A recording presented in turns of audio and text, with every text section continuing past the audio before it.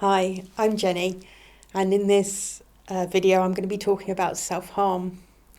So when we think about self-harm, we're thinking about an act that someone does to themselves that deliberately causes them some sort of harm. And there are many sorts of self-harm, but the most common one that we come across is people cutting at their arms or their legs. So the question that people ask me the most about self-harm is, but why do people do it? So often if someone comes across someone who has been self-harming or even starts self-harming themselves, it might be difficult to understand why they would start to do something like that. So what we know is that people use self-harm to deal with an overwhelming emotion. There's an emotion that's going on that person doesn't want to be experiencing or is finding really difficult to experience. And so they want that emotion to change. And self-harm may change that emotion. So we know that when people self-harm, their body does go through some physical changes that may lead them to feel calmer or to feel numb. That when a person is focusing for a time on self-harm, they're not focusing on the reason for their distress, and that might help them feel more in control of how they're feeling. And we also know that people may feel like they need to respond in some way to the emotion they're feeling, and they have no idea how to respond. And that sometimes their urges might be to lash out at other people, and so they choose to self-harm instead. The other thing that people are often questioning me about is whether self-harm is about that person wanting to end their life.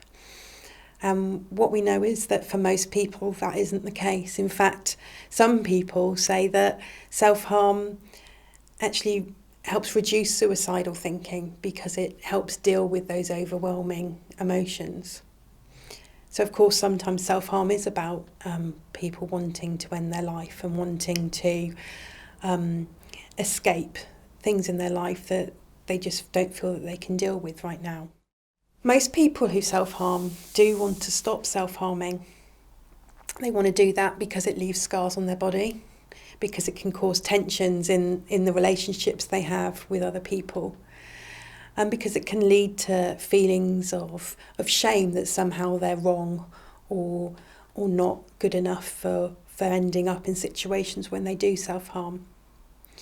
So if you self-harm and it's something that you would like to stop, there are a few things that might be helpful to you.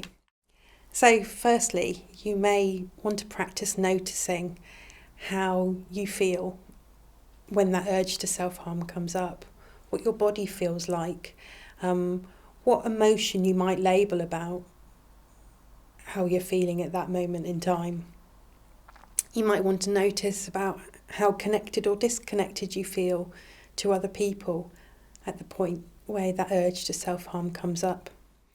So you may also want to use that noticing after you self-harm to check into how your body feels, to check in whether you're feeling more or less connected to other people. And that might help you, give you some clues about what it is that self-harm is doing for you, how it's helping you change that emotion, what it is that it changes about how you feel. So that might then help you to be able to ask yourself before you self-harm, is there another way of me dealing with this emotion right now? Is there something else that I could be doing? And there are some videos on this website that I'd like you to consider watching that may be helpful when you notice yourself having an urge to self-harm. So firstly, there's a video around a guided mindfulness, and this might be helpful to you in being able to take yourself away for some time from those thoughts that might have been going round and round your head and not really getting you anywhere. And that by spending a bit of time with guided mindfulness, that you're refocusing your attention away from those thoughts that just haven't been getting you anywhere. There's a video on breathing and how your breathing can calm your body, how your breathing can make your body feel different for a time. There are other things that you can try that may also make your body feel different. So changing your temperature by using cold water, splashing cold water on your face or running cold water on your wrists. So spending some time doing some intense exercise can be really helpful. It changes the way your body feels. And there's also a video on here about progressive muscle relaxation, a way of just calming your body by using your muscles to do so. There's information on the website about creating a self-soothe box, and this might help you to think about looking after yourself rather than harming yourself when you're experiencing times of distress. So if you're an adult supporting a young person who you discover has been self-harming, it's really important to remember that the young person is self-harming as a way of trying to deal with an overwhelming situation or overwhelming emotion. And in that respect, it may be more helpful to the young person for you to support them in dealing with that emotional situation rather than telling them that what they need to do is stop self-harming. And so it might be difficult to find the words to talk with young people about self-harm. But saying something like, "I'm really sorry to hear or to see that you're overwhelmed at the moment. Is there anything I can help you with? Is there any way in which I can support you with how you're feeling?"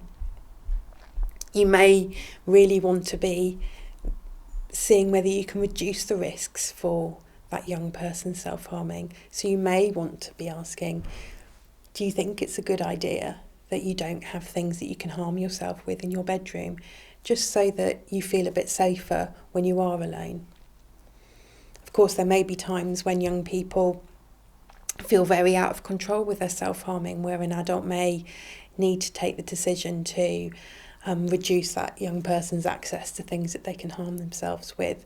But on the whole, working with the young person about how to reduce the risks is much more helpful to them. And you may want to be assessing the physical risk to the young person. So asking questions like, are there times that you're worried that when you have harmed yourself that you need medical attention? Times when a wound won't stop bleeding or a wound won't close up or seems to be infected? And because they're the times that young people would need to be seeking adult support to help them with that. So supporting a young person to do things that boost their well-being is probably the most effective way of reducing someone's likelihood of self-harming. So you may want to think about ways in which you can support the young person to connect with other people, to have activity and things that they're involved in every day,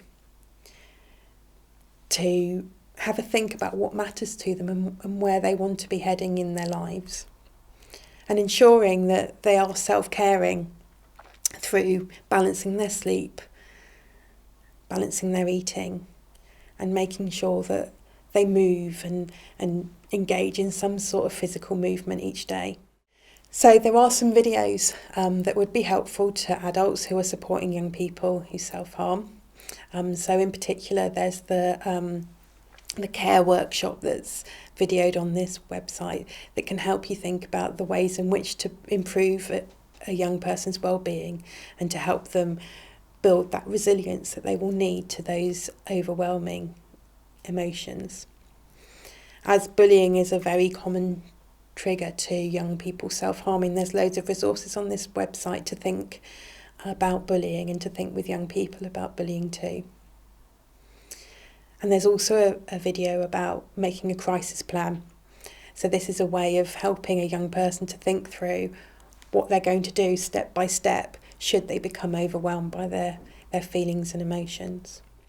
To sum up, I think that self-harm is a response to emotional pain, and it's an attempt of someone to deal with that emotional pain. And in order to get beyond self-harm, we need to be able to boost a young person's well-being, and we need to be able to give them time and space to work out ways in which they can deal with times when they feel emotionally overwhelmed.